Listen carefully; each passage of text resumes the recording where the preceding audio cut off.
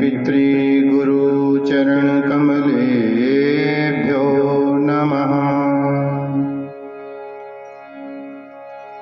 ध्येयं सदा परिभवघनं मभीष्टदोहम् तीर्थास्पदं शिवविरञ्चनुतं शरण्यं विद्यार्थिहं प्रणतपालभवाब्धिपोतं वन्दे महापुरुषते चरणारविन्दम्।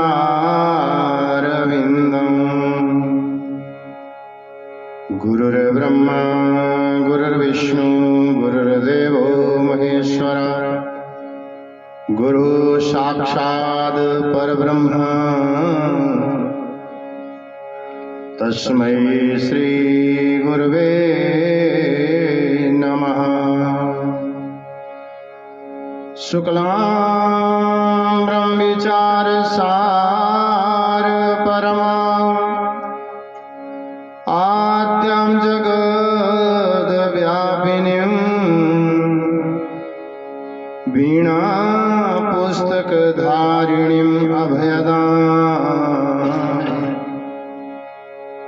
जाड्यन्धकारापहम् हस्ते स्फटिकमालिकां च ददतीं पद्मासने संस्थितां वन्दे तां परमेश्वरीं भगवतीं बुद्धिप्रदां शारदां। मनोजवं मारुततुल्यवेगं जितेन्द्रियं बुद्धिमतां वरिष्ठं वातात्मजं वानरयूथमुख्यं श्रीरामदूतं शरणं प्रपद्ये। श्री गुरुचरण सरोज रज निज मनु को रसधारी वर्णं रघुवर विमल जसो जोदायक फलचार बुद्धिहीन तनु जानिके सुमिरो पवन कुमार बलबुद्धि विद्या देहु मोहि हरहु कलेश विकार। कथा प्रारंभ होत है सुनो वीर हनुमान राम लखन अरु जानकी सदा करो कल्याण। कृष्णाय वासुदेवाय हरे परमात्मने प्रणत क्लेश नाशाय गोविंदाय नमो नमः। वाञ्छाकल्पतरुभ्यश्च कृपा सिन्धुएव च पतितानां पावनेभ्यो वैष्णवेभ्यो नमो नमः। बोलिए श्री गणपति भगवान की जय। श्री काशी विश्वनाथ नाथ भगवान की जय हो। श्री बाल कृष्ण लाल की जय हो। श्रीमद्भागवत महापुराण की जय हो। सद्गुरुदेव भगवान की जय हो। श्री शुकदेव भगवान की जय हो। श्री परीक्षित जी महाराज की जय हो। श्री सत्या सनातन वैदिक धर्म की जय हो। सोहनी देवी मैया की जय हो। हरि देवी मैया की जय हो। संतोषी मैया की जय हो। श्री भारत माता की जय हो। ओम नमः पार्वती पतये हर हर महादेव। जय जय श्री राधे श्याम। आइए हम और आप सभी मिलकर कथा श्रवण करने से पहले अपने मन अपनी वाणी को एकाग्रचित करते हुए, शुद्ध करते हुए, पवित्र करते हुए हरिनाम सुमिरन करें। जय राधे राधे गोविंद गोविंद राधे राधे राधे गोविंद गोविंद राधे राधे गोविंद गोविंद राधे राधे राधे गोविंद गोविंद राधे श्री राधे राधे गोविंद गोविंद राधे राधे राधे। सब बोलिए ताली से बात करते गोविंद राधे। जय राधे राधे गोविंद गोविंद राधे राधे राधे गोविंद गोविंद राधे गोविंद राधे गोपाल राधे गोविंद राधे गोपाल राधे गोविंद राधे मेरो गोपाल राधे गोविंद राधे मेरो गोपाल राधे राधे राधे गोविंद गोविंद राधे राधे राधे गोविंद गोविंद राधे जय राधे राधे गोविंद गोविंद राधे राधे राधे गोविंद गोविंद राधे। दुनिया का सहारा मिले ना मिले, दुनिया का सहारा मिले ना मिले, दुनिया का सहारा मिले ना मिले, दुनिया का सहारा मिले ना मिले। एक तेरा सहारा सदा चाहिए, एक तेरा सहारा सदा चाहिए। जय राधे राधे गोविंद गोविंद राधे राधे राधे गोविंद गोविंद राधे श्री राधे राधे गोविंद गोविंद राधे राधे राधे गोविंद गोविंद राधे गोविंद राधे गोपाल राधे गोविंद राधे गोपाल राधे गोविंद राधे मेरो गोपाल राधे गोविंद राधे मेरो गोपाल राधे राधे राधे गोविंद गोविंद राधे राधे राधे गोविंद गोविंद राधे राधे राधे गोविंद गोविंद राधे राधे राधे गोविंद गोविंद राधे राधे राधे राधे राधे राधे राधे राधे राधे राधे राधे राधे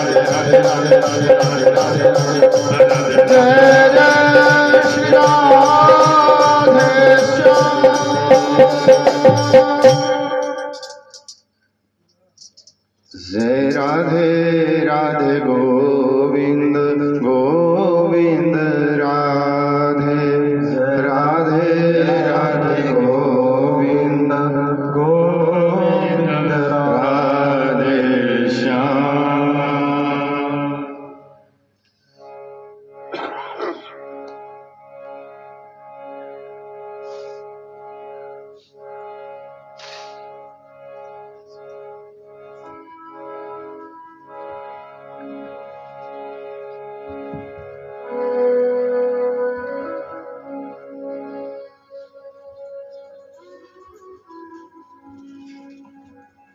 प्रातः स्मरणीय प्रातः वंदनीय पूज्य सद्गुरुदेव जी के चरणों में वंदन करते हुए भक्ति शक्ति स्वरूपा माताएं व बहनें, ज्ञान वैराग्य स्वरूप भाई बंधु बुजुर्ग व बच्चे, संत समाज, आचार्य मंडली, आप आए हुए सभी श्रोता जन, भक्त जन, कथा के मुख्य यजमान श्रीमान नंदलाल जी,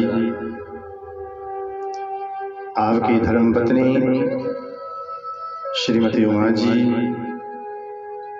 आपके सुपुत्र श्री आशीष जी, आपकी धर्मपत्नी श्रीमती कुसुम जी, आपका सुपुत्र श्री यशस्वी,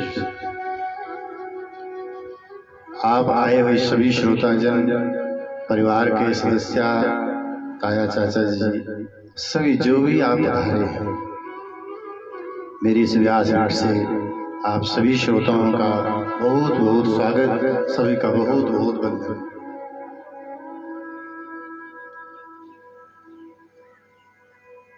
परम मंगलमय है परात परखलेश्वर परमेश्वर अकारण करुणा वरुणालय पतित पावन घनश्याम सुंदर जी की वाग्मयी मूर्ति, मेरे राधा माधव जी का प्रत्यक्ष दर्शन, श्रीमद् भागवत महापुराण जी के अंतर्गत हम और आप सभी पंचम दिवस की कथा में प्रवेश करने जा रहे हैं। ये मेरे परमात्मा की कृपा है। आवत सर अति कठिनाई, राम कृपा बिनु पाहि न जाए। आवत सर अति कठिनाई, राम कृपा बिनु पाहि न जाए। शर्मा जी, आपने सुना है मानस सरोवर की यात्रा होती है, कैसी है? बोले बहुत कठिन है महाराज। बड़ी मुश्किल से पहुंचा जाता है वहां पर। अरे जो भागवत की कथा है, आवत यही सर, सर का अर्थ होता है तालाब। ये जो भागवत रूपी सरोवर है, तालाब है, इसमें कौन डुबकी लगाएगा? बोले वही डुबकी लगाएगा जिसके ऊपर परमात्मा की कृपा होगी। नहीं तो महाराज बगल में रह जाएंगे बैठे हुए, बगल तो छोड़ो भीतर रह जाएंगे बैठे हुए, नहीं प्राप्त होगा, उलझे रहेंगे घर के काम में। भगवान की कृपा के बगैर कुछ भी संभव नहीं, उसकी कृपा होगी। हम आंगन में भी बैठे होंगे, यहाँ एक और विडंबना हमारा, यहाँ भी बैठे होंगे ना, हम तभी सुन पाएंगे, पहुंच भी गए यहाँ करके तभी सुन पाएंगे जब परमात्मा की कृपा होगी। नहीं तो कोई फोन आएगा, आए हो को भी जाना पड़ेगा महाराज। ये राम की कृपा पर निर्भर है, प्रभु की कृपा पर निर्भर है। मैं पहले भी कहा हूँ, अब भी कह रहा हूँ, हम कोई नहीं है जो कथा गाए, हम तो एक मशीन है। बात समझ रखी है, स्विच ऑन किया चल पड़ी है, ऑन किसी ने किया है? परमात्मा ने। और जब वो बंद कर देगा सब कुछ समाप्त। एक क्षण में उसने स्विच ऑन कर दिया है तो चली हुई है। कोई बड़ी बात देखो, कई बार व्यक्ति को बहुत अभिमान हो जाता है महाराज कि मैं इतनी अच्छी कथा करता हूँ, या मैं इतना अच्छा बोलता हूँ, या किसी के पास बहुत धन हो जाता है, उसे धन का अभिमान हो जाता है, किसी को रूप का अभिमान हो जाता है, संपत्ति का अभिमान हो जाता है। महाराज जब कभी ऐसा लगे कि अभिमान हो रहा है तो अपने से आगे देखना। अगर तुम्हारे पास 10 लाख हो गया तो तुम्हारे आगे 10 करोड़ वाला भी खड़ा है। और अगर तुम्हारे जीवन में इतनी गरीबी आ गई है कि खाने के लिए 2 समय का भोजन नहीं है, पर 1 का मिल रहा है ना, तो अपने से पीछे देख रहा कि हजारों खड़े हैं पंगत में महाराज ऐसे, जिनको 1 समय का भोजन प्राप्त नहीं है। और अगर जीवन में ज्यादा ही अभिमान आ जाए तो सीधे शमशान घाट चले जाना, वहां बैठना 10 मिनट के लिए और विचार करना, आज से पहले यहाँ पर कितनों को जला दिया गया, कि किसी ने 10 रुपया कमाया वो भी जलाया गया, किसी ने करोड़ कमाया उसको भी वहीं जलाया गया, कोई बड़ा ज्ञानी था, बहुत बड़ा विद्वान था, उसको भी वहीं जलाया गया, जो महामूर्ख था उसको भी वहीं जलाया गया। उसका नाम है शमशान, जहां सब किसान एक बराबर है महाराज। तो हम कौन है जो कथा सुनाए महाराज? आप अभी कौन है जो कथा सुनने बैठे रहे? ये सब उसकी कृपा है।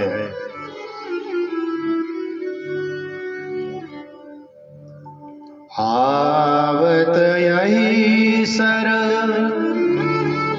अति कठिनाई, राम कृपा बिनु पाहि न जाय। सब मेरे गोविंद की कृपा पर निर्भर है महाराज। कल आपने कथा सुनी, श्री सुखदेव भगवान जी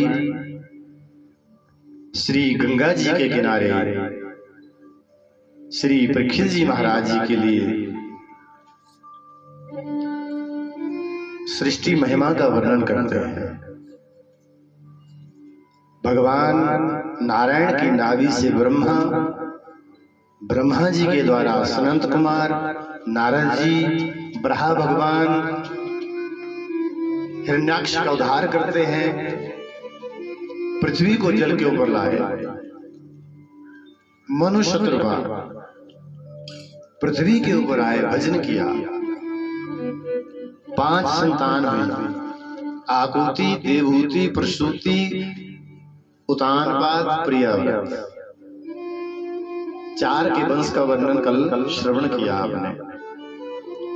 परीक्षित जी ने कहा, प्रभु आपने मुझे मनु जी की जो 4 संतान हुई उनके वंश का वर्णन कर दिया, प्रभु मेरा प्रश्न है, कहिए राजन। राजोवाच, परीक्षित जी बोले, प्रियाव्रतो भागवते आत्मा राम कथम मुने गृहे अर्मते यन्मूले कर्मबंध पराभवः। महाराज, आपने मनु जी के 4 संतानों के वंश का वर्णन कर दिया। पंचम संतान प्रियाव्रत जी, उनके वंश का भी वर्णन करें। बोले बड़े विद्वान हुए, इतना भजन किया महाराज, रथ चलाया और इस भूभाग के, ये जो पृथ्वी का जो एक भाग जल से बाहर निकला, इसके 9 खंड कर दिए महाराज, 7 द्वीप बना दिए। हर समय दोनों तरफ, मतलब कहने का कि रात हुई ही ना, रथ चलता रहा। भगवान ने समझाया, इस सृष्टि का नियम है। देखो, रात सोने के लिए बनी है, दिन कमाने के लिए है।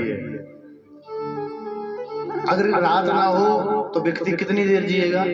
क्योंकि इस शरीर के लिए, इस मशीनरी के लिए आराम की भी जरूरत है। बड़े विद्वान हो गए महाराज। ये जो 7 समुद्र हैं, ये प्रियाव्रत जी महाराज ने रथ का पहिया चलाया है। पृथ्वी का जो भूभाग, 7 द्वीप बना दिए, 7 समुद्र बना दिए। मीठे जल का है, नमकीन जल का है, दूध का है। और इन्हीं प्रियाव्रत जी के वंश में स्वयं भगवान बेटे के रूप में अवतरित होते हैं। बोले कौन?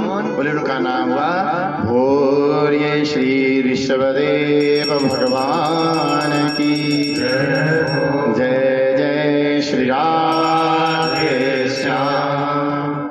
ऋषभदेव इनके घर संतान हुई, पुत्र बहुत हुए, जिनमें से 9 योगेश्वर बन गए, नव योगेश्वर, 9 राजा बन गए। उनमें सबसे बड़े जो थे वो भरत जी महाराज। आपने इतिहास पढ़ा है, हमारे इस देश का पहले जो नाम था वो भारत नहीं था। पहले इसका नाम था अजनाव वर्ष।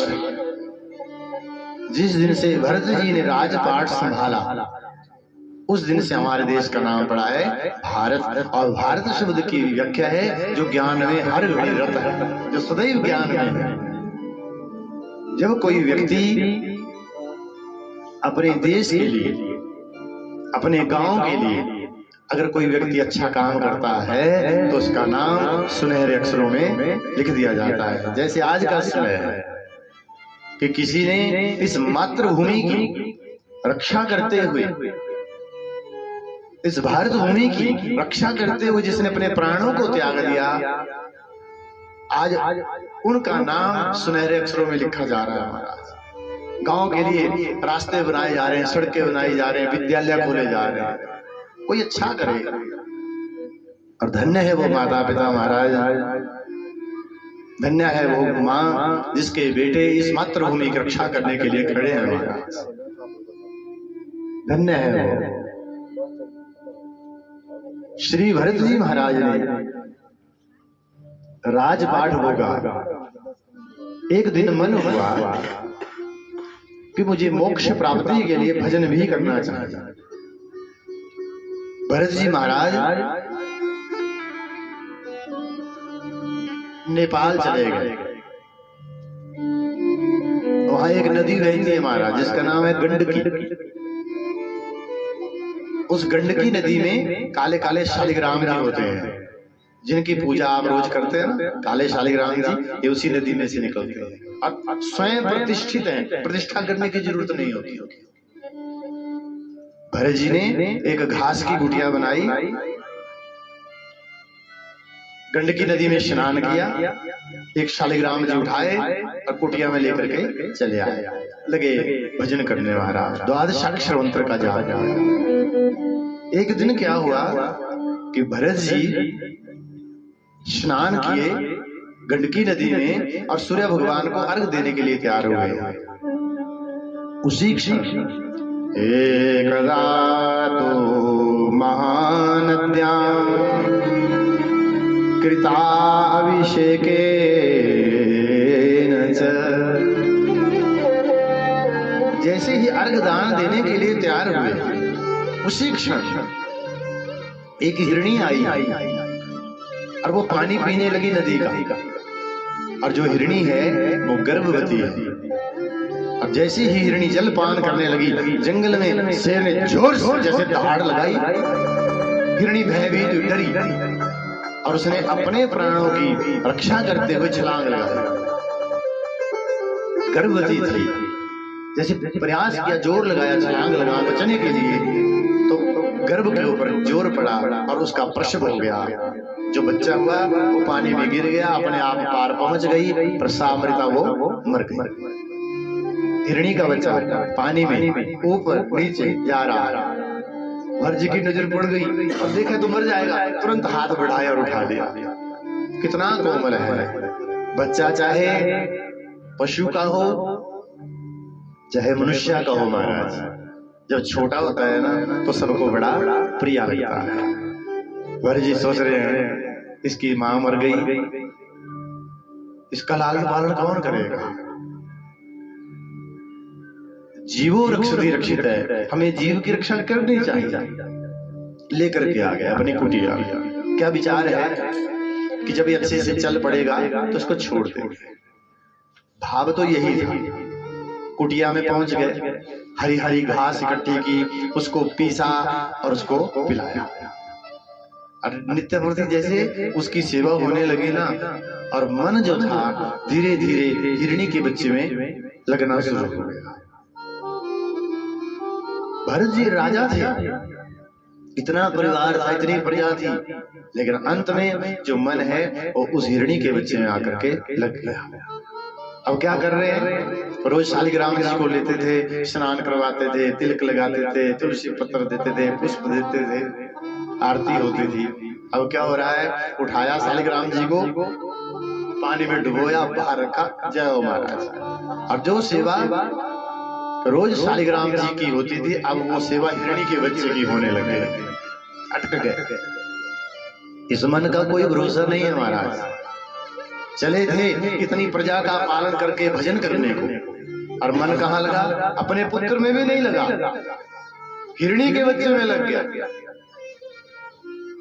ये जो मन है ये दोनों काम करता है महाराज। भगवान गीता जी में कहते हैं, मनः एव मनुष्याणां कारणबन्ध मोक्षयो। ये मन दोनों काम करता है महाराज। आप आज कथा सुनने आए, आपने किसी को तो कहा होगा चलो चले कथा सुनने, एक मन ने कहा चलो चलते हैं, और वो चल पड़े। उतनी देरी में जो मैंने पहले कहा, हाँ जी फोन आ गया किसी का, नहीं आ पाए। ये मन दोनों तरफ चलता है हमारा।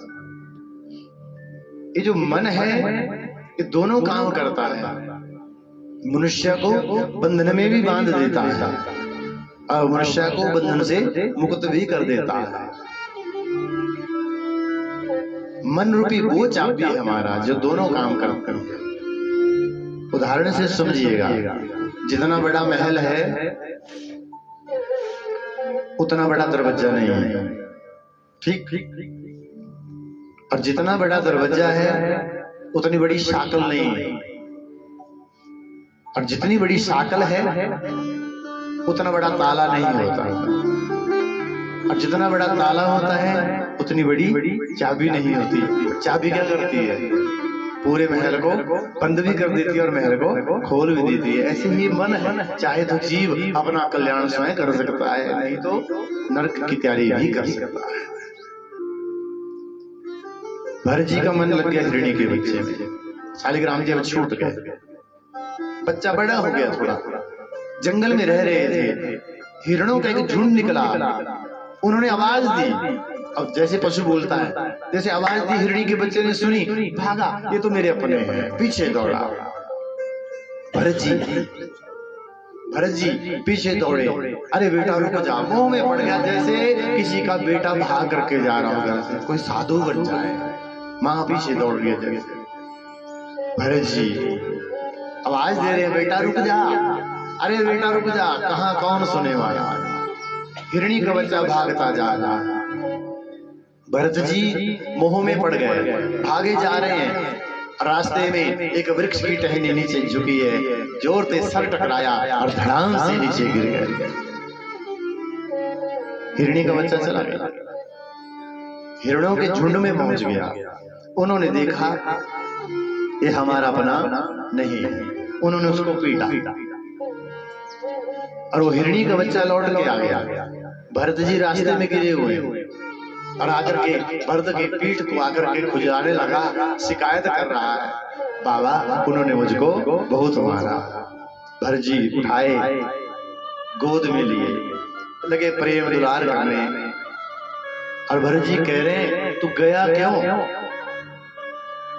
मैं तुझे रोकता रहा, तू माना ही नहीं। कहाँ कहाँ पीड़ा है तेरे शरीर में? जैसे बात कर रहे थे, गोदी में लिया है और देखते देखते भरत जी की गोदी में उस हिरणी के बच्चे के प्राण निकल गए, महाराज मर गया। और जैसे भरत जी ने देखा, इतना मोह हो गया था उससे, और इतना दुख हुआ भरत जी को कि उस दुख को सहन नहीं कर पाए। और भरत जी हिरणी के बच्चे का सुमिरन करते करते भरत जी भी मृत्यु को प्राप्त हो गए, मर गए। परिणाम क्या हुआ? भरत जी दूसरे जन्म में हिरण बने, पशु बने। अंतमता सागर, अंतिम क्षणों में जहां हमारी मति होगी वही हमारी गति। ये बार बार कथा क्यों? बार बार कथा का क्या मतलब है महाराज? कि हमारी जो जीवा है इसको आदत लग जाए नाम जप करने की, भजन करने की, और अंतिम क्षण जब आए तो वो आराम से वो नाम ले लिया जाएगा। नहीं तो मरते समय कोई व्यक्ति मर रहा हो, प्राण अटके हुए हो, उससे कई कहते हैं बोलो राम, तो वो कहता है कौन है वो? क्योंकि उसने कभी नाम जपा ही नहीं, तो कहाँ ध्यान आएगा? जिस जीवा ने जो स्वाद चखा होगा वही तो याद आएगा। उदाहरण से समझ लीजिए, अंतिम क्षणों में जहां मन होगा और मृत्यु हो गई तो वही बन के आना पड़ेगा। एक परिवार में शादी हुई, समय व्यतीत हुआ, बहू के कोई संतान नहीं हुई। बूढ़े दादाजी सोचते रहे संतान हो जाती, हुई नहीं, और सोचते सोचते मर गए। क्या सोच रहे हैं? कि बहू के बेटा नहीं। अब दादाजी का जाना और उसके कुछ समय के बाद बहू के गर्भ धारण हो जाना, बच्चे का जन्म होना। और जैसे बच्चे का जन्म हो गया तो परिवार वाले देख रहे हैं, क्या कहते हैं? घर में जब बच्चा होता है तो क्या बोलते हैं परिवार वाले? इसकी शक्ल किससे मिल रही है? तो क्या बोलते हैं? थोड़ी थोड़ी दादा से मिल रही है। थोड़ी थोड़ी दादा से नहीं मिल रही है महाराज, पूरा ही दादा लौट के आया है, क्योंकि ये मन अटक गया था। जहां मन रहेगा बस वही गति है। भरत जी हिरण बने, पशु योनि छूट गई। तीसरा जन्म हुआ तो भरत जी एक ब्राह्मण के घर पैदा हुए महाराज। और जब ब्राह्मण के घर पैदा हुए ना, परमात्मा की इतनी कृपा रही कि पूर्व जन्म की भी याद और उससे पूर्व जन्म की भी याद कि मैं एक राजा था, मैंने राजपाट होगा पर हिरणी के बच्चे से मन लगा लिया, हिरण बनना पड़ गया। ऐसा कैसे हो सकता है महाराज? बिन दिया लागे नहीं, दिया न व्यर्था जा। याद रखना भैया, आपने अपने हाथों से थोड़ा बहुत जो कुछ भी पुण्य किया होगा वो जरूर आपकी रक्षा करता है, वो जरूर आपका सहारा बनता है। भरत जी को याद है, सुमिरन है, हिरण था पिछले जन्म, क्यों बना वो भी याद है। अब संकल्प लिया कि इस बार संसार की सबकी सेवा करूंगा, सबकी सेवा। पर मोह किसी से नहीं करूंगा, क्योंकि मोह दुख देता है महाराज। पिताजी थे, माताजी थी, भोजन मिलता रहा। पिताजी भी पंडित का काम करते थे। बोले भरत सुनो। बोले जी। बोले चलो गायत्री मंत्र सीखो। पहले ब्राह्मण के लिए गायत्री बहुत जरूरी है महाराज। ब्राह्मण के लिए गायत्री बहुत जरूरी है। किसके लिए? जो ये नित्य जो दान लेता है महाराज, उसके लिए बहुत आवश्यक है। हमारे बाबा जी कहते थे कि गायत्री वो है ब्राह्मण के लिए जैसे अग्नि होती है। अग्नि के बीच में कुछ भी डाल दो आप, वो भस्म कर देती है महाराज। भरत जी को कहा गायत्री मंत्र पढ़ो, पढ़ लिया। पिताजी बोले सुनाओ, तो भरत जी ने सुनाया ही नहीं। क्यों? अगर गायत्री मंत्र सुना दिया तो पिताजी कहेंगे जाओ यजमान के घर फिर सत्यनारायण जी की पूजा करके आओ। फिर वो चक्कर में पड़ जाएगा गृहस्थी के। नहीं कोई बस मंत्र जप रहे हैं। पिताजी की मृत्यु, मैया की मृत्यु हो गई। 4 भाई थे। भरत जी कुछ काम करते नहीं है। भोजन कभी मिलेगा अगर कुछ काम करते, क्योंकि ये संसार ही ऐसा है हमारा। अगर आप काम करते हैं तो आपकी कदर है साहब। अगर आप कमाते हैं तो आपकी कदर है। अगर कमाते नहीं है तो कोई नहीं पूछता है महाराज, कोई नहीं पूछता। भरत जी को धक्का दिया, निकाल दिया घर से। भरत जी निकल गए, ऊंचे से टीले पर जाकर के बैठ गए। जय हो प्रभु, तेरी बड़ी कृपा हो गई। इन्होंने निकाल दिया, इनके बंधन से छूट गया। तेरा ही नाम जपूंगा। सुखदेव जी कहते हैं परीक्षित जी, भरत जी भजन में लीन है। जंगल में एक राजा रह रहा है, क्षमा कीजिए, जंगल में एक सरदार है चोरों का, जिसका नाम है बृखलपति। उसने मिट्टी की एक गीली मिट्टी ली, उसकी मूर्ति बनाई भगवती दुर्गा की। पूजा करने लगा। कहा मां, अगर मेरे घर एक पुत्र हो जाएगा तो तेरे पास एक नर बलि दूंगा, मनुष्य की बलि। समय अनुसार उनके पुत्र हो गया। अब जो संकल्प है नर बलि दूंगा। सेवकों को कहा जाओ ढूंढो, जो सबसे पहले मिले उसको पकड़ के ले आओ। सेवक ढूंढते जा रहे हैं। क्या देखा? जंगल में ऊंचे से पत्थर के ऊपर एक व्यक्ति बैठा है और कहा जाकर के चलो हमारे साथ। भरत जी बोले चलो। इतना सीधा है भरत, इतना सरल है, इनकार कभी नहीं किया। चलो चले आए। सेवकों ने भरत जी को स्नान करवाया, हजामत दाढ़ी बनवाई, स्नान करवाया, बढ़िया सुंदर सुंदर वस्त्र पहनाए और बढ़िया बढ़िया खाने के लिए रख दिया महाराज, भोजन की थाली। अब जैसे भरत जी की नजर उस भोजन की थाली पर पड़ी ना महाराज, तो आंखें भर गई। कह रहा है परमात्मा तेरी कैसी कृपा है, आज इतना सब, कभी सूखा टुकड़ा नहीं और आज इतना सब मिल रहा है। मैं आपसे भी प्रार्थना करूं महाराज, जब आप भोजन करने बैठते हो ना, उसका एक नियम है। अभी मैं उधर गया ही नहीं, रसोई की तरफ नहीं गया हूँ। जब आप शाम के समय प्रसाद पाते हैं, पर कई जगह मैंने देखा है लोग चप्पल जूती के साथ ही खाने के लिए बैठ जाते हैं। महाराज अन्न में प्राण है, उसको हम ग्रहण करते हैं तब ये शरीर चलता है आगे। तो उसकी एक व्यवस्था है हमारे गृहस्थ आश्रम में। जब भोजन करने बैठो तो चप्पल जूती उतार करके बैठो महाराज। अन्न में प्राण है महाराज। जब भोजन करना है, देखो ज्यादा तुम कुछ नहीं कर सकते हो, कोई मंत्र नहीं आता है, कोई फर्क नहीं पड़ता है महाराज। बस केवल हाथ जोड़ देना, कहना जय जगन्नाथ। परमात्मा तेरी कृपा से मिल रहा है, ये अच्छे से पच भी जाए महाराज। और एक और बात कहूंगा, गौ ग्रास रखते ना, पता नहीं अब आप रखते कि नहीं रखते हैं। नहीं रखते तो आज के बाद रखा कीजिए। इसका बहुत महत्व है महाराज। गरुड़ पुराण जी में बहुत पुण्य है उसका। थोड़ा सा भाग निकालना है, अन्न की शुद्धि हो जाती है।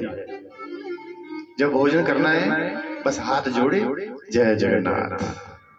आपने प्रसाद पाई, भोजन पाया। उसके बाद जब संपन्न हुआ फिर कह दीजिए जय जगन्नाथ। बस मंत्र बोलने की जरूरत नहीं, इतना पर्याप्त है महाराज। पर बड़ा दुख होता है कई बार जब देखते हैं कि महाराज चप्पल जूती के साथ ही बैठे हैं। थोड़ा सुधार कीजिएगा महाराज। भरत जी प्रसाद पा रहे हैं, आंखें सजल हो गई। सेवक बोले क्या हुआ, बड़ा हंस रहा है। तो भरत जी बोले आप नहीं समझोगे इस बात को। सेवक बोले थोड़ी देरी बाद तेरी बलि होने वाली है। तो भरत जी बोले जब बलि होगी तब देखेंगे। भोजन प्रसाद हुई, भगवान को प्रणाम किया। जहां वो मिट्टी की मूर्ति बनी थी भगवती की, बृखलपति ने कहा ले आओ इसको। वहां पहुंचे, भरत जी को कहा गर्दन नीचे झुकाओ। भरत जी ने दोनों हाथ जोड़े और भगवती का दर्शन पाया और चरणों में प्रणाम किया, माथा चरणों में रख दिया। बृखलपति ने तलवार निकाली, मारने को तैयार हो गए हैं और भरत जी ने प्रणाम किया। भरत जी कहते हैं हे गोविंद, इतना शरणागत है महाराज, इतना सीधा व्यक्ति है। हे परमात्मा, अगर मेरी मृत्यु नजदीक है तो इस भरत का अंतिम प्रणाम। और जैसे ही मेरे गोविंद ने देखा अरे तो मार देंगे इसको, और प्रभु ने तुरंत भगवती से कहा भगवती तेरे चरणों में मेरा भक्त झुका हुआ है। और अगर आज एक माँ के पास एक पुत्र की बलि हो गई ना तो तुझे कौन माँ कहेगा। जगदम्बा ने कहा भरत, क्षमा कीजिए, जगदम्बा ने कहा नारायण अगर तेरा बेटा है तो मेरा भी बेटा है, तुम चिंता मत करो। भरत जी चरणों में पड़े पड़े हैं। बृखलपति ने तलवार निकाली, बस मारने को तैयार थे। जैसे प्रहार करना था जोर से गड़गड़ाहट हुई महाराज, और जो भगवती की जो मूर्ति थी भगवती मैया उसमें से प्रकट हो जाती है। बोलिए जगदम्बा महारानी जय हो। भगवती ने अपने हाथ में बृखलपति के हाथ से तलवार छीनी, एक एक करके सबकी गर्दनों को काट दिया महाराज। और भरत जी चरणों में गिरे हुए थे। जैसे अट्टहास आवाज सुनी, गर्दनों पर उठाई भरत जी ने तो क्या देखा, माँ भगवती सामने अष्टभुजाधारी महानारायण सामने खड़ी है महाराज। भरत जी ने प्रणाम किया। भरत जी बोले जय हो भैया। माँ मुझे नहीं पता था कि मैं तुम्हें प्रणाम करूंगा, मैं तुम्हारे चरणों में झुकूंगा और तुम मुझे दर्शन देने के लिए बाहर ही चली आओ। माँ बोली मैं तुझे दर्शन देने नहीं आई हूँ, मैं तुझको बचाने आई हूँ, ये तुझे मार देते। भरत ने कहा माँ तो मरने देना था, क्यों आई बचाने। माँ बोली तू कैसा भक्त है रे। भरत जी बोले माँ मैं अपनी इच्छा से कभी कुछ नहीं करता हूँ, जो कुछ हो रहा है परमात्मा सब तेरी कृपा से हो रहा है। जो कुछ अच्छा है बुरा है जो कुछ है प्रभु बस सब तेरा है। सुखी मीन जहां नीर अगाधा, तिमि हरि शरण ना एको महाराज गोस्वामी तुलसीदास जी ने रामचरितमानस में लिखा सुखी मीन जहां नीर अगाधा, तिमि हरि शरण ना एको बाधा। मीन जहां नीर अगाधा, तिमि हरि शरण एको बाधा। सुखी मीन जहां नीर अगाधा, सुखी नीर अगाधा, तिमि हरि शरण एको बाधा। तिमि हरि शरण एको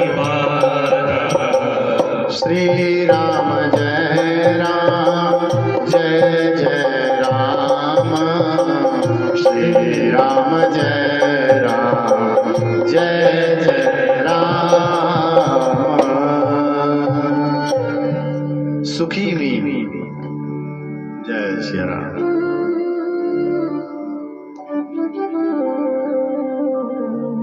मीन कहते हैं मछली को। सुखी मीन जहां नीर आगाधा, जहां जल ज्यादा गहरा होता है ना महाराज, वहां मछली अपने आप को सुरक्षित समझती है। वैसे ही जो भक्त भगवान को समर्पित रहता है, भगवान उसके ऊपर भी कृपा करते हैं। माँ बोली चला जाए यहाँ से भरत। भरत जी चले गए महाराज। जिस रास्ते से जा रहे हैं, सामने से एक राजा आ रहा है, नाम है रहुगण। कहा जा रहा है? गंगा सागर की तरफ। कपिल भगवान जी को गुरु बनाने पालकी में बैठा है। 4 व्यक्तियों ने पालकी उठाई हुई, और जैसे ही पालकी लेके जा रहे हैं तो एक व्यक्ति बीमार हो गया। अब पालकी को नीचे धर दिया। राजा ने पूछा क्या हुआ? सेवक बोले महाराज एक व्यक्ति बीमार, पालकी नहीं चलेगी अब। बोले जो कोई सबसे पहले मिले उसको पकड़ के लाओ, उसको पालकी में लगाओ। सामने से भरत जी आ रहे हैं, अवधूत है महाराज। सेवक बोले भैया थोड़ी सी जरूरत थी आपकी। भरत जी बोले क्या करना है? बोले एक पालकी उठानी थी। भरत जी बोले चलो, ये शरीर कहीं ना कहीं तो काम आए, ये शरीर कहीं ना कहीं तो काम आए महाराज। भरत जी इधर से आ रहे थे, पालकी उठा के उधर ही चल पड़े महाराज। इतना सरल व्यक्ति है। जा रहे हैं, रास्ते में क्या देखा? चींटियां चली हुई हैं। चींटियां जानते हैं ना, मकोड़ियां जा रही हैं। पालकी लेके चला आगे। देखा अगर ये चींटी मेरे पांव से मर गई तो मुझको चींटी बनना पड़ेगा। ज्ञान है, हिरणी के बच्चे थे, मोह हुआ तो हिरण बनना पड़ा। भरत जी ने तनिक छलांग लगाई। जो राजा पालकी में बैठा था उसका जो सर है ऊपर पालकी से टकराया। राजा ने पूछा क्या हुआ? अच्छे से चलना नहीं आता? सेवक बोले महाराज नया नया व्यक्ति है, इसको नहीं पता पालकी कैसे उठाई जाती है, अच्छे से चलो। भरत जी उस समय कुछ नहीं बोले, चले जा रहे हैं। अब घटना क्या घटी? आगे देखा बहुत सारी चींटियां महाराज, मकोड़ियां। भरत जी बोले परमात्मा अब तू सुना। छलांग लगाई भरत जी ने, और राजा का सर जोर से टकराया है। अब तो क्रोध में लाल पीले हो गए महाराज। अरे चलना नहीं आता तुझे? बाहर पालकी से झांक करके देखा, अरे इतना बड़ा शरीर है तेरा, चिकित्साओं करो में हम तेरा इलाज कर दूं? अरे हम गुरु बनाने के लिए जा रहे हैं। भरत जी ने सुना गुरु बनाने, पालकी में बैठ के। और भरत जी सोचने लगे अब तो इसको बोलना पड़ेगा। कथा तो कहती है तुमसे कोई कुछ बोले चुप रहो, पर एक सीमा है महाराज उसकी। अगर कोई ना माने फिर बोलना पड़ता है। भरत जी कहते हैं कि जब जब ये मेरे जीवन में आया, कौन? रहुगण। तब इसने मेरा जीवन बिगाड़ा। कौन है रहुगण? आपने भी थोड़ी देर पहले कथा सुनी, हिरणी का जो बच्चा था ना, भरत के संग में आने से उसका जीवन सुधर गया, पर भरत के जीवन को बिगाड़ के चला गया है। भरत बोला अब तुझे अपना जीवन बिगाड़ने नहीं दूंगा, आज तेरा उद्धार कर दूंगा। और भरत जी बोले कौन है इस पालकी में बैठा हुआ जो इतनी बड़ी बड़ी बातें कर रहा है? गुरु बनाने जा रहे हो? अरे महाराज तुम तो गुरु बन करके जा रहे हो। ऐसी ज्ञान की चपाट लगाई। भरत जी ने जब कहा तो रहुगण जी पालकी से छलांग लगा दिए नीचे को महाराज। ज्ञान आ गया, बात तो सत्य कही, चरणों में गिर गए। कहा महाराज कतस्तम निगूढ़ चर्षी दुजाना, तुम कौन हो? मैं ब्रह्मा विष्णु शिव से नहीं डरता, ये रहुगण जी कह रहा है, पर मैं एक ब्राह्मण से बहुत डरता हूँ महाराज। कौन हो तुम? भरत जी बोले हम एक ब्राह्मण हैं। चरणों में पड़ गया रहुगण, रो रहा है, मुझे क्षमा कर दीजिए, मैं ब्राह्मण के श्राप से बहुत डरता हूँ। और याद रखिए महाराज, तुम देवता को मानो या ना मानो, देवताओं को मंत्रों के द्वारा पुनः प्रसन्न किया जा सकता है, लेकिन अगर आपका ब्राह्मण अगर द्विज रूठ गया ना, फिर उसे मनाना बड़ा मुश्किल है। क्योंकि ब्राह्मण देवताओं को मना सकता है, लेकिन अगर ब्राह्मण ने अपनी दृष्टि अच्छी नहीं रखी यजमान पर, फिर कष्ट है। प्रयास कीजिए, आपके घर में अगर कोई ब्राह्मण आया है, ब्राह्मण के पास 3 प्रकार की अग्नि होती है महाराज, बड़े ध्यान से सुनिएगा। जब कोई विप्र, कोई ब्राह्मण आपके घर आया, उसके पास 3 प्रकार की अग्नि होती है। कैसी? एक अग्नि ब्राह्मण के हाथ में होती है, एक अग्नि ब्राह्मण के पेट में होती है, एक अग्नि ब्राह्मण के पांव में होती है। तीनों को शांत करना चाहिए। कैसे करें? बोले जैसे ब्राह्मण ने प्रवेश किया तो उसे आते ही जलपान और उसके चरण दबाओ, पैरों की अग्नि शांत हो जाए। फिर उसको भोजन करवाओ, फिर पेट की अग्नि शांत हो जाए। फिर भोजन करवाने के उपरांत उसको दक्षिणा दो, हाथ की अग्नि शांत हो जाए। राजा रघुगण चरणों में गिरा है, महाराज क्षमा कर दीजिए, मुझे उपदेश कीजिए, मैं तो गुरु बनाने जा रहा था, गुरुजी तो हमको यहीं पर ही मिल गए। राजा रघुगण जी बैठ गए।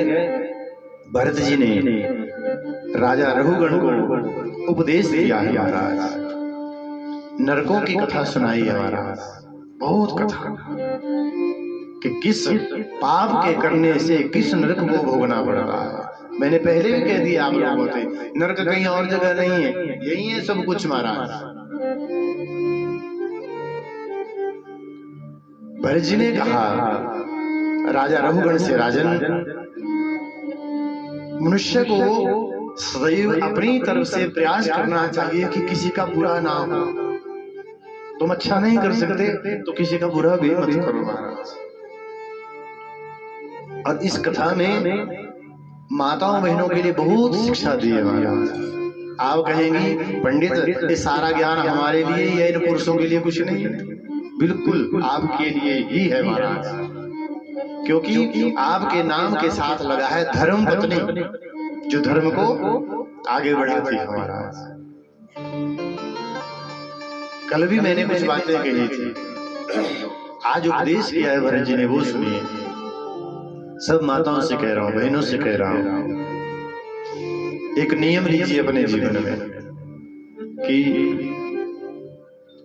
एक कोई भी नियम, पर जो मैं कह रहा हूं अब उसको तुम सुनिए।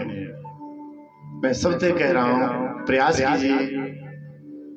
जो माँ, जो बहन, जो स्त्री ये चाहती है कि मेरे घर में सदैव सुख संपत्ति बनी रहे, उस बहन को, उस माता को सुबह ठीक 4 बजे जग जाना चाहिए महाराज। शास्त्र की बात कह रहा हूं, ठीक 4 बजे जग जाना चाहिए। स्नान करो या ना करो वो बाद की व्यवस्था है, पर जग जाइए महाराज। दरवाजा खुल जाना चाहिए। अब बात को भी समझिएगा, 4 बजे जगने का मतलब क्या है?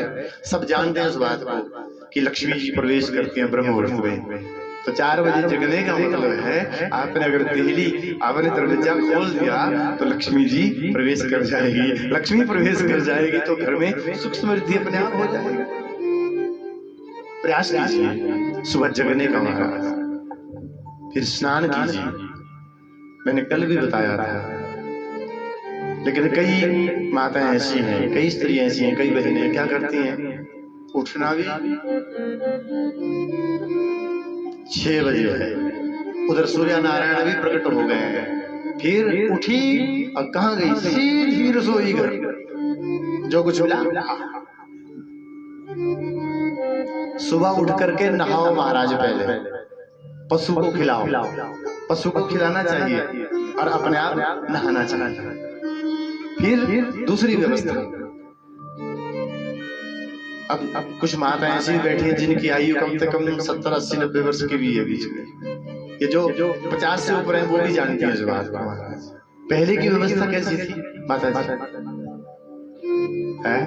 कितने बजे उठना पड़ता था, फिर ताजा जल लाना पड़ता था, फिर गैया का गोबर लो, फिर उधर चौका डालो, कितनी शांति थी महाराज। आज सब कुछ है पर शांति नहीं। कितना भी बढ़िया बना दो महाराज, बासमती मटर पनीर खिला दो चाहे, तब भी कहते क्या बनाया है। और हमें याद है अपना जीवन, महाराज बचपन याद है, हमारे बाबा जी थे 6 दिन की लस्सी मिल जाती, मक्की की रोटी खा लेते थे, तब भी बड़ा आनंद समझते थे महाराज। उसमें व्यवस्था नहीं होती थी पर महाराज उसमें शांति थी। आज सब कुछ है पर शांति नहीं है। सबसे कह रहा हूं, फिर स्नान कर लिया तो चौक डालो, रसोई में शुद्धि करो। अब गैया का गोबर महाराज अब कहाँ, कोई बात नहीं, छोड़ दिया है। गोमूत्र ले लो, जल में डालो, छींटे लगा दो, गंगा जल ही ले लो, अग्नि जल गई। कई लोग कहते हैं पंडित जी चूल्हा नहीं है, गैस है, कोई बात नहीं, पर यज्ञ विधान जो है वो ये है कि अग्नि जलाओ, भोजन बनाओ, अग्नि में आहुति दो, गाय के लिए, कुत्ते के लिए, कौए के लिए भोजन दो, उसके बाद भगवान को निवेद लगाओ। ये व्यवस्था है। फिर भोजन बन गया, निवेद लग गया, उसके उपरांत उसको लेकर के आओ, फिर सब बैठ करके खाओ। लड़ाई कहाँ है, झगड़ा कहाँ है आज। भोजन बना, अपने अपने थाली लेके सीधे बेडरूम में जा रहे, यहीं से झगड़ा शुरू है। पहले की व्यवस्था कितनी अच्छी थी, माता भोजन परोसती थी, पूरा परिवार एक जगह बैठ करके खाता था महाराज। आज भी कर लो ये आप, मैं सब तक कह रहा हूँ महाराज, कथा करते हुए 19 वर्ष हो रहे हैं, और जब तक हमने संभाला है ना, ये हमारा परिवार है जो आचार्य मंडली है। यहाँ तो पंडित जी की व्यवस्था कर दी है, लेकिन जहाँ कहीं नहीं होती है तो वहां मैं अपने हाथों से सबको सब्जी जो भी होता है मैं अपने हाथों से देता हूँ। और मेरा अनुभव है इतने वर्षों का महाराज, उतना खाने में आनंद नहीं आता जितना खिलाने में आता है। माताएं जानती हैं जो रोज परिवार का पोषण कर रही है। निवेद लग जाए तो उसमें से थोड़ा थोड़ा भाग सबको बांटो महाराज। सब्जी कम भी होगी ना, पूरा परिवार एक जगह बैठा होगा, सब्जी कम भी होगी तो पता है सबको देनी है, दिख रहा है। नहीं तो अगर अकेले अकेले खा रहे हैं तो फिर लड़ाई तो होगी। और ये जो बात कह रहा हूँ ऐसे नहीं कह रहा हूँ मैं महाराज, मैंने अनुभव किया है, मैंने पाया है, और तुम सबसे कह रहा हूँ 1 महीने के लिए अपने घर का नियम बदल देना। माताओं से कह रहा हूँ पहले जल लो, पहले स्नान कर लो, चौक डालो, भोजन बन गया, गाय को, कुत्ते को, कौए को, जहां जो जैसे भोजन की व्यवस्था, निवेद लगाओ। निवेद लग गया, फिर निवेद भी कैसे लगाना है इसका भी तरीका है महाराज। कैसे निवेद लगाते हैं लोग, भोजन थाली में, थाली गई गोपाल जी के पास, एक हाथ में घंटी और दूसरे से थाली घुमा रहा है, खा, घंटी बज रही है, खा, हाथ से इनकार कर रहे हैं, अंगूठा खाना मत, घंटी बजती है ना तो अंगूठा चलता है, खाना मत, खाएगा तो तब मारा जब तुम थाली सामने रखो। कई लोग कहते हैं अरे महाराज कहाँ खाते हैं भगवान, अरे महाराज हम कहते हैं खाते हैं, एक बार खिला करके देखो। अब तुम ये सोचो तुमने थाली भर के रखी सब खा जाएंगे, नहीं महाराज, अगर ऐसा होने लग गया तो कोई खिलाएगा ही नहीं। एक मधुमक्खी देखी है ना आपने, भंवरा, वो पुष्प में आता है, पुष्प पे शहद खींचने के लिए। अब कितना सा शहद होता होगा उसमें, उसके परागकण में, और वो कितना सा ले जाता होगा। उसी तरह से भगवान महाराज ये भाव के भूखे हैं, ये तो देख रहे हैं कि खिलाने वाले का भाव क्या है। बस इतना प्रेम से खिलाओ, पूरा परिवार व्यवस्था बनाइए। 1 महीने में परिवर्तन ना हो जाए तो कह, व्यवस्था गड़बड़ है। भोजन बन रहा है कैसे, चप्पल जूती पहन के भोजन बना रहे हैं, ठीक है। फिर आती है कहती है पंडित जी इस बच्चे को थोड़ा स्वाह कर दो। क्या स्वाह करना है महाराज, मामा जी झाड़ू भी घुस गए महाराज। हमारे पास कुछ नहीं है। कई बार हम जाते हैं माता का बच्चा रो रहा, क्या करें, हम परमात्मा है क्या? अब उनकी तसल्ली के लिए मोर बंगलियां ले दो चार डाल चल, हम क्या जानते हैं? इस उन बच्चों को ठीक करने की दवाई हमारे पास नहीं है, वो तुम्हारे ही पास है। हमारा ये जो घर में रसोई घर में चप्पल जूती पहन के जा रहे हैं ना, उसको थोड़ा बंद कर दो, थोड़ी सी शुद्धता लाओ। 1 महीने के लिए करके देखना, अगर जीवन में परिवर्तन ना हो तो मुझसे कहना, बनी तुम गलत। मैंने पाया है महाराज, तो कह रहा हूँ इस बात मैंने अनुभव में लिया इस बात। कोई झाड़ा लगाने की जरूरत नहीं पड़ेगी, क्योंकि हमारा जो आहार है वो गड़बड़ हो गया। जब आहार शुद्ध हो जाएगा तो मन भी अपने आप शुद्ध हो जाएगा। नरकों की कथा सुनाई महाराज, जो जैसा करता है उसको वैसा ही फल प्राप्त होता है।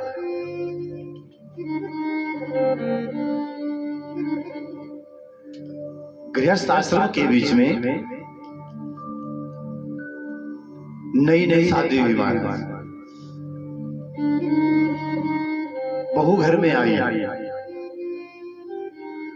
अब नई नई बहू होती है तो उसे पता भी नहीं होता ज्यादा व्यवस्था कहाँ कैसे है, तो वो भोजन बनाने लगी, आटा छानने लगी। जो शेष बचा, क्या कहते हैं आपके, बुरा ही कहते हैं ना, मेरे कहने का मतलब है बात समझ में आनी चाहिए। बहू ने आटा छाना, शेष जो बचा, जो रिश्ते में ससुर लगे, उन्होंने कहा बेटा इसको फेंकना नहीं है, इसको एक बर्तन में इकट्ठा रखना। ठीक है पिताजी। महीना बीत गया। एक दिन सुबह सुबह एक साधु ने प्रवेश किया। ये जो बहू थी ये बड़े अच्छे घर से आई थी, बड़े अच्छे घर से आई थी, अच्छे संस्कार थे बहू के। जैसे साधु ने आवाज दी, भिक्षा के लिए मांग की, उठी, तुरंत थाली उठाई, तुरंत आटा भरा और लेकर के जा रही। देहली के पास पहुंच गई। उतनी देर में सामने थे ससुर जी आ गए। कहाँ जा रही हो? बोले बाबा जी पधारे, इनको दान करना है। तो पिताजी बोले जो ससुर है, उन्होंने कहा ये जो तू लेके जा रही है दान नहीं करना है, फिर क्या करना है पिताजी? बोले इतने दिनों से जो तेने पूरा इकट्ठा करके रखा है ना, वहां से एक थाली भर और इनको दे दे जाकर। बहू की आंखें भर आई महाराज, सोच रही है इतना सब घर में है, इतना सारा वैभव, इतना सारा धन घर में है, लेकिन इनकी थोड़ी मति में थोड़ी गड़बड़ है। लड़ी नहीं, आज्ञा का पालन किया, तुरंत चली गई। आटा छोड़ दिया, पूरा लेकर के चली आई। जो महात्मा जी हैं, जय श्री राम,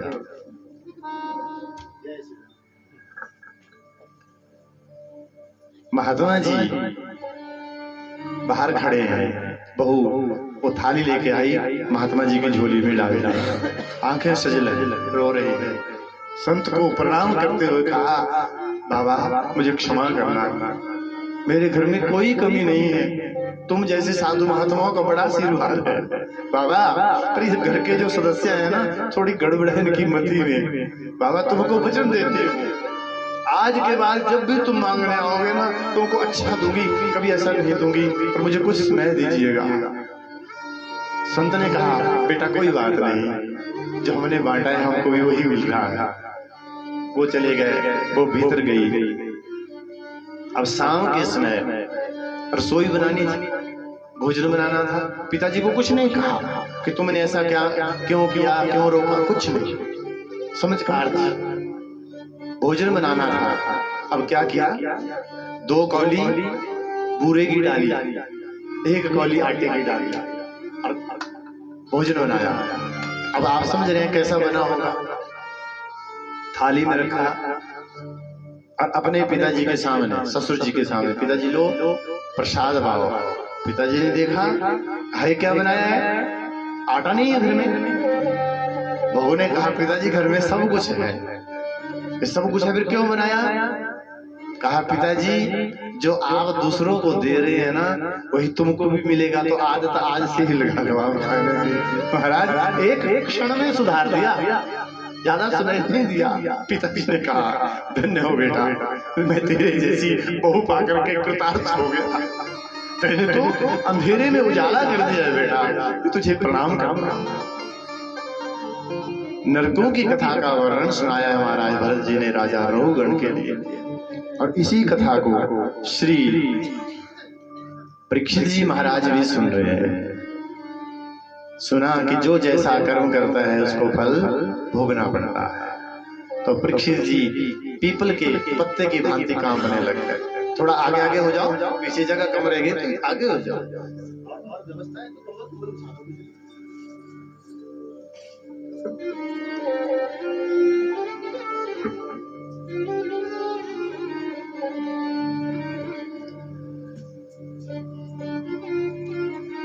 परीक्षित जी ने कहा गुरुदेव मुझे भी नरक जाना पड़ेगा। बोले क्यों?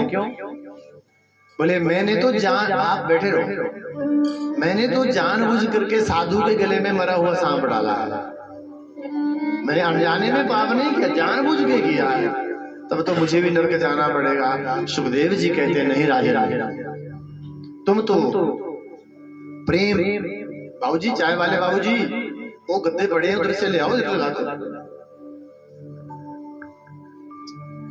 हाँ उधर लगा दो, ठीक है। कहां पहुंची कथा शर्मा जी? सुखदेव जी ने कहा परीक्षित तुम तो प्रेम से श्रद्धावान उनके कथा सुन रहे हो। जो गलती से भी, अब ध्यान से सुनिएगा, जो गलती से भी परमात्मा का नाम ले लेता है वो भी नरक नहीं जाता है। पक्का हो गया महाराज, कोई नरक नहीं जाएगा है? इस भरोसे मत रहना महाराज, नाम जपिएगा। परीक्षित जी ने कहा प्रभु अब मुझे नरक जाना पड़ेगा। बोले नहीं राजन, अगर कोई गलती से भी परमात्मा का नाम ले ले वो भी नरक नहीं जाता है। कहा प्रभु कोई उदाहरण है कि किसी व्यक्ति ने पूरे जीवन पर्यंत पाप किया हो और अंत में गलती से परमात्मा का नाम लिया हो और उसकी मुक्ति हो गई हो? बोले बिल्कुल है उदाहरण। कौन? तो अजामिल ब्राह्मण की कथा सुनाई है महाराज। पूरा जीवन पाप किया, मांस मदिरा का भक्षण किया। एक दिन संतों की कृपा हुई और संतों ने उनके बच्चे का नाम नारायण रख दिया, और बच्चे का नाम नारायण रख दिया। और पिताजी नाम लेते लेते ही तर जाते हैं महाराज। जन्म जन्म मुनि जतन कराई, जन्म जन्म मुनि जतन कराई, जन्म जन्म मुनि जतन कराई, जन्म जन्म मुनि जतन कराई। अब राम मुख आवत नाही, अब राम मुख आवत नाही। श्री राम जय राम जय जय राम, श्री राम जय राम जय जय राम, श्री राम जय राम जय जय राम, श्री राम जय राम जय जय राम, श्री राम जय राम जय जय राम, श्री राम जय राम जय जय राम।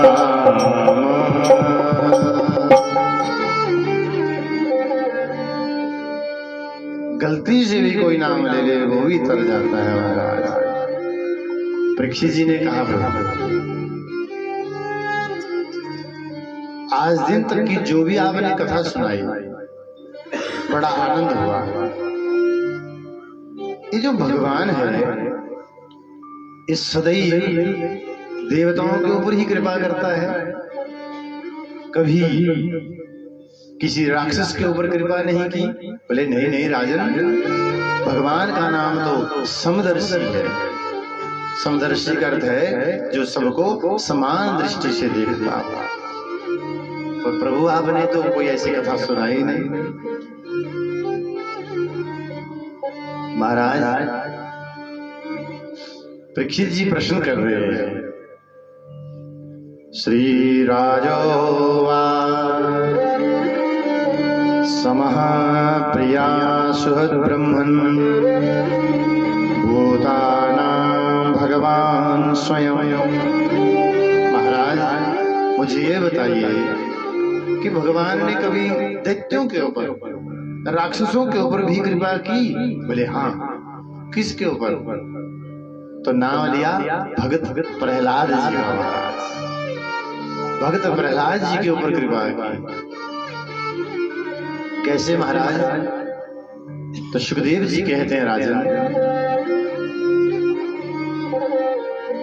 हिरण्यकश्यप और हिरण्याक्ष दो भाई हुए। हिरण्याक्ष का वध भगवान ने कल कर दिया है। ये जो हिरण्यकश्यप है इसने ब्रह्मा जी का भजन किया, अनेक वरदान लिए, और एक दिन भगवान विष्णु से लड़ने के लिए चले गए। भगवान विष्णु भाग गए। हर जगह ढूंढा हिरण्यकश्यप ने पर नहीं मिले। कहा भगवान कहाँ छुपे? हिरण्यकश्यप के हृदय में, वहां नहीं ढूंढ रहा है। सुखदेव जी कहते हैं हिरण्यकश्यप अपनी नगरी में आ गया, अपने मंत्रियों को बुलाया, सबको समझाया, देखो मैं जाकर के आया हूं, मुझे कोई भगवान नहीं मिला और मेरे पास इतनी शक्तियां हैं कि मैं ही परमात्मा हूं। और आज के बाद जो भी आहुति देनी है वो मेरे नाम की दीजिएगा, जो माला जपनी है मेरे नाम की जपिएगा, और जो इस बात को ना माने उसको मार दो। पाप बढ़ने लगा महाराज। भगवान विष्णु हिरण्यकश्यप के हृदय से बाहर निकले, लक्ष्मी जी के पास पहुंचे जाकर के। तो लक्ष्मी जी ने कहा महाराज कहाँ चले गए थे? आपको वो यहाँ ढूंढता हुआ आया था, मार देना था उसको। भगवान बोले नहीं नहीं नहीं, हम मारते नहीं हैं। तो बोले हमारे हाथों से जो मरता है वो तर जाता है। अच्छा कब तारोगे? तो भगवान बोले यदा देवेषु वेदेषु गोषु विप्रेषु साधुषु धर्मे मयि च विद्वेषे सावाशु विनश्यति। भगवान ने कहा लक्ष्मी जब ये ब्राह्मणों को परेशान करेगा, जब एक गैया को परेशान करेगा, धर्म की हानि करेगा, मेरे भक्तों को परेशान करेगा, तो हम इसका उद्धार कर देंगे। कब प्रभु? भगवान बोले इस हिरण्यकश्यप के वंश में मेरा भगत बेटा पैदा हो गया। कौन? बोले उसका नाम है प्रहलाद। और प्रहलाद जी जब 5 वर्ष के हुए तो हिरण्यकश्यप ने पढ़ने के लिए भेजा। गुरुजी ने पढ़ाया। क्या पढ़ाया? गुरुजी को आदेश दिया था इनको छल नीति पढ़ाना, इनको कपट नीति पढ़ाना, इनको द्वेष नीति पढ़ाना, पर अच्छी बात कभी भी मत सिखाना। हिरण्यकश्यप ने बच्चों को बुलाया, क्या क्या पढ़ाया आपने? सुनाओ। सबने कहा, एक एक करके सब बच्चे बोले महाराज अगर कोई भगवान है तो हिरण्यकश्यप, मंत्र जपना हो हिरण्यकश्यप, आहुति देनी हो हिरण्यकश्यप के नाम पे। सब बच्चे ही बोल रहे हैं। अंत में आई प्रहलाद जी की बारी। कहा बेटा तुम बताओ। प्रहलाद जी पिता की गोद में। हिरण्यकश्यप ने पूछा पिता तैने क्या पढ़ा इतने दिनों में? तो प्रहलाद जी बोले पिताजी बहुत कुछ पढ़ा है। सच बोलूं कि झूठ? बोले सच बोल। बोले पिताजी आपने तो गुरु जी को इनकार किया था कि झूठी बात सिखाना, तो सच बोल। देखो हमारी तुम्हारी सब की बात है, हम आप सब के सब झूठ बोलना चाहते हैं और सुनना सब सच चाहता है। हिरण्यकशिपु बोला मुझे बता क्या पढ़ा मैंने, तो हिरण्यकशिपु ने कहा मुझे बता क्या पढ़ा मैंने। प्रहलाद जी बोले मैंने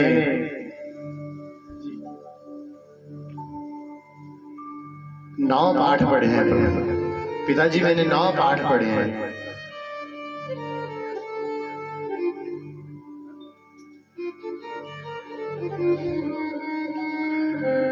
सुनाओ? बोले सुनाओ।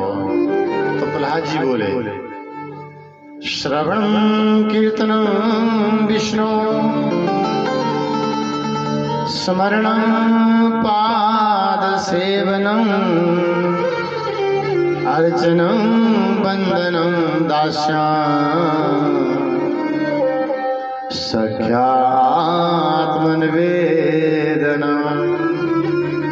90 प्रकार की भक्ति का उपदेश किया महाराज। कहा पिताजी मनुष्य को श्रवणम भगवान की कथा सुननी चाहिए, कीर्तन करना चाहिए, नाम जप करना चाहिए, पूजा करनी चाहिए, आरती करनी चाहिए, वंदन करना चाहिए। अगर कुछ भी नहीं है तो उसको अपना ही समर्पण कर देना चाहिए। हिरण्यकशिपु बोला किस विष्णु की बात कर रहा है तो? अरे मैं उसको ढूंढने गया, वो मुझे नहीं मिला, मुझको भगवान मान। प्रहलाद जी बोले बिल्कुल नहीं, बोले तो तुझको दंड दिया जाएगा। पिताजी जो तुम्हारा मन करता है वो दंड दो। भागवत जी में 8 दंड लिखे हैं महाराज। दिग्गजई, गज कहते हैं हाथी को। पहला दंड सेवकों को आज्ञा दिया, ले जाओ इसको चौराहे में बिठाओ, चौराहे में बिठाओ, चारों रास्तों से हाथी आए, हाथी के पांव के नीचे इसको मसल दिया जाएगा। 5 वर्ष का बालक, आप समझ सकते हैं कितना सा होता है कोमलांग।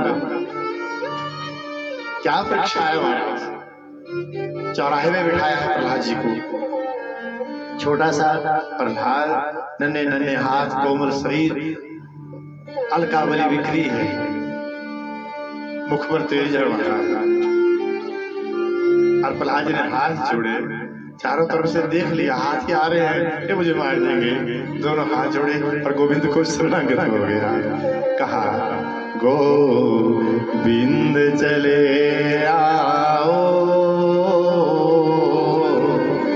गोपाल चले आओ, गोविंद चले आओ,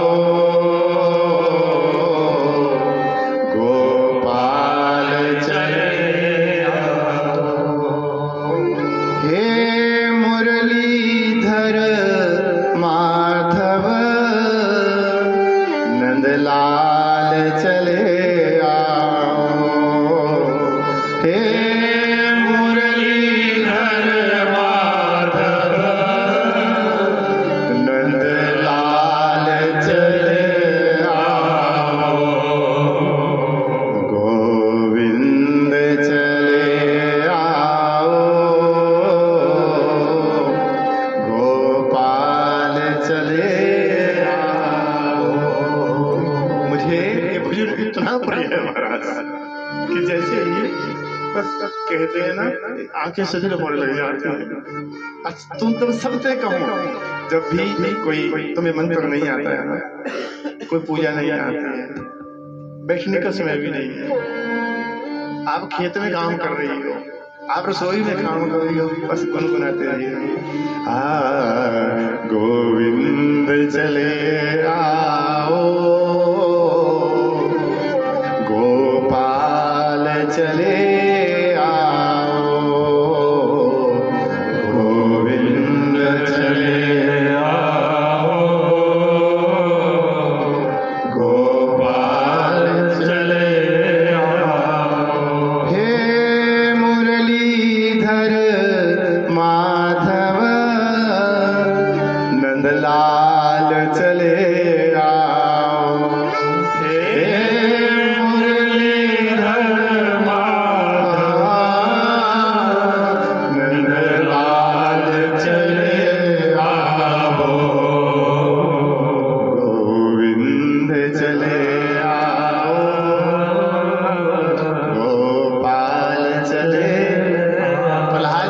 ही शरणागत हुए मेरे गोविंद को। चारों रास्तों से हाथी आ रहे हैं, एक हाथी आगे बढ़ा, उसने पांव से दबाया नहीं हमारा, सूंड बढ़ाई, प्रहलाद को पकड़ा, उठाया और अपने पीठ पर बिठा दिया।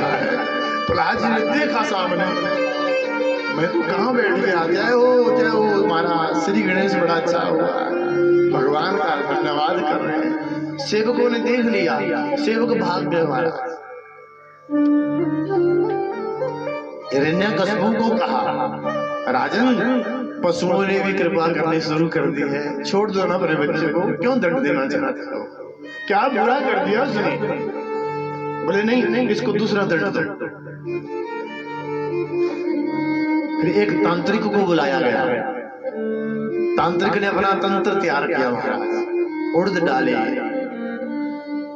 सिंदूर डाला, दही डाला, कील लगाई, भगत बैठा हुआ है महाराज। तांत्रिक का तंत्र चला, प्रहलाद जी के पास आया, प्रहलाद जी की प्रदक्षिणा लगाई।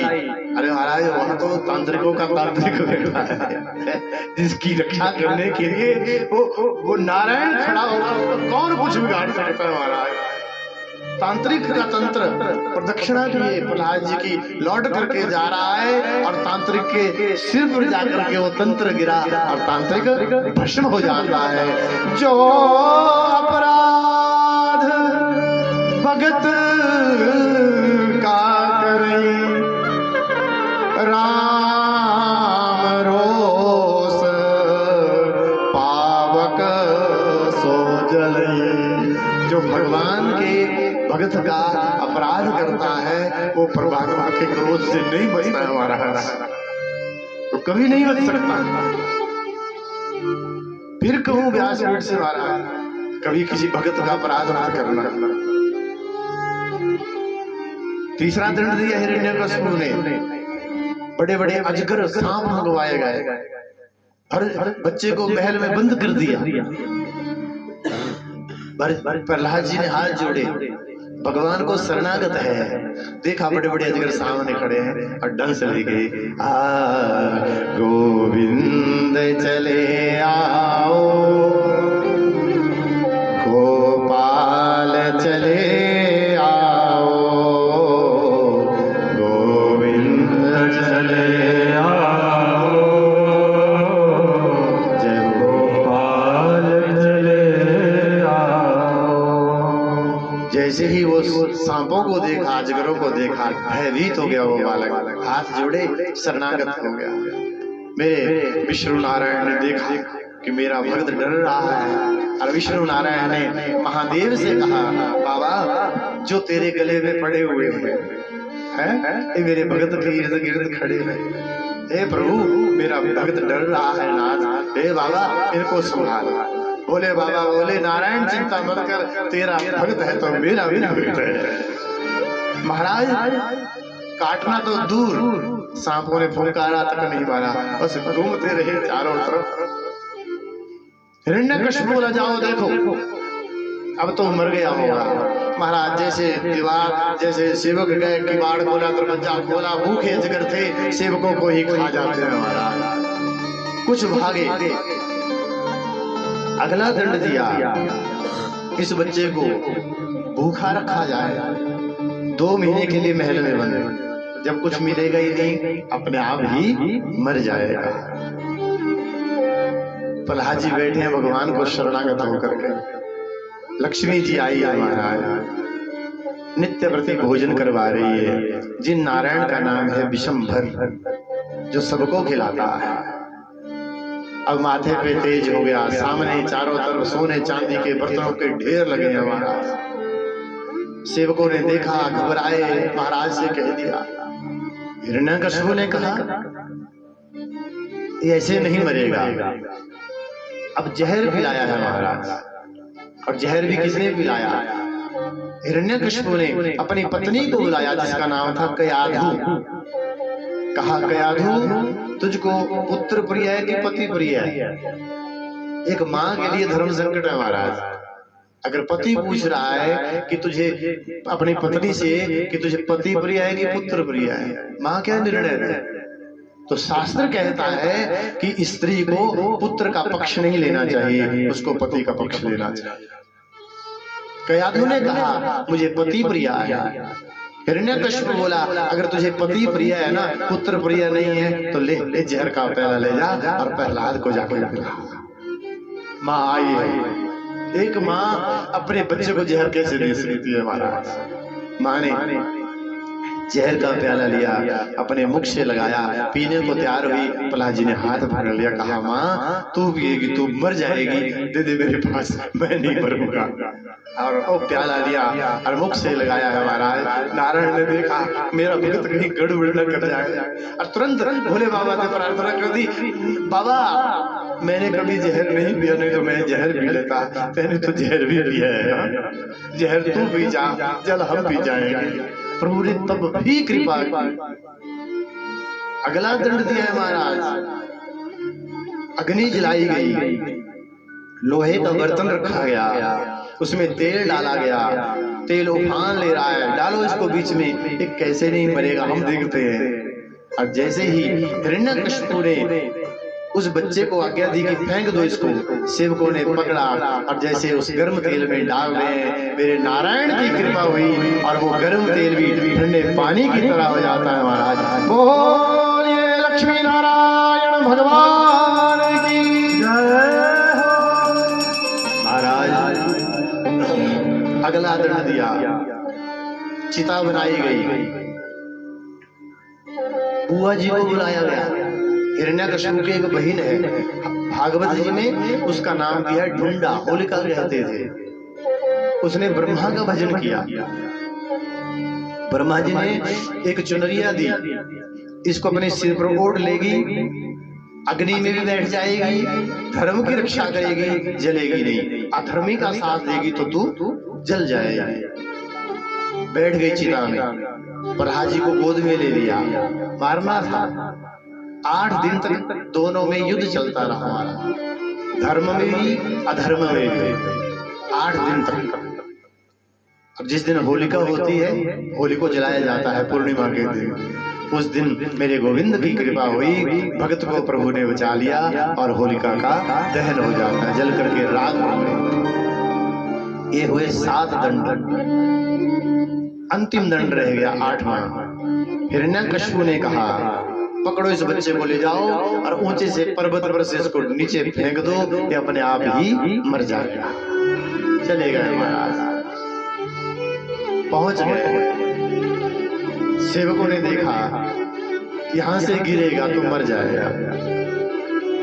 सेवकों ने कहा प्रहलाद जो तेरा पिता कह रहा है वो मान जाना। प्रहलाद जी बोले अब नहीं मानेंगे, बोले हम तुमको फेंक देंगे। बोले फेंक दो, तुम अपना काम करो, मर जाएगा तो। बोले उसकी चिंता तो मत करो, उसकी चिंता करने के लिए नारायण बैठा हुआ है। और जैसे देखा कि गिरूंगा कहाँ, अब बच्चा है महाराज, भय तो लगता है। सेवकों ने पकड़ा, उठाया, अब नीचे फेंकने को तैयार हैं, तो प्रहलाद जी भगवान को शरणागत हो गए महाराज। गोविंद, प्रहलाद जी ने भगवान को फिर स्तुति लगाई, गोविंद चले आओ, गोपाल चले आओ, गोविंद चले आओ, सब गोविंद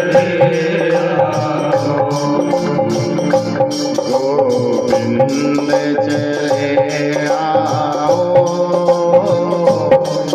गोपाल चले आओ, गोविंद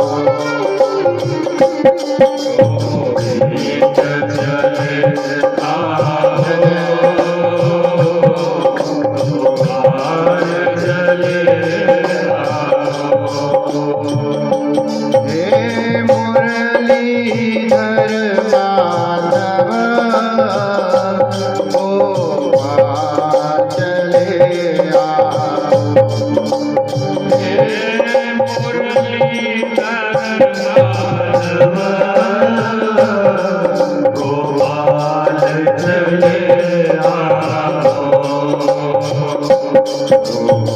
चले आओ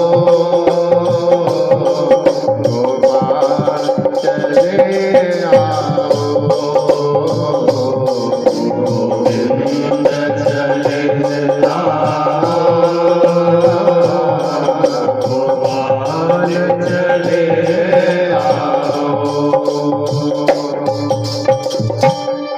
सेवकों ने पकड़ा प्रहलाद जी को, पर्वत पर से नीचे फेंका। जैसे पर्वत पर से नीचे फेंका, प्रहलाद जी उल्टते पलटते जा रहे हैं। सेवक देख रहे हैं महाराज, गे गिरते गिराया प्रहलाद को परमादियों ने, सेज सी बना ली अपनी बाहों में श्याम ने, सेज सी बना ली अपनी बाहों में श्याम ने। राजी कह रहे हैं नारायण नारायण नारायण। और मेरे गोविंद ने देखा अब तो भगत की रक्षा करनी पड़ेगी महाराज। और भगवान अदृश्य रूप में चले आए हैं।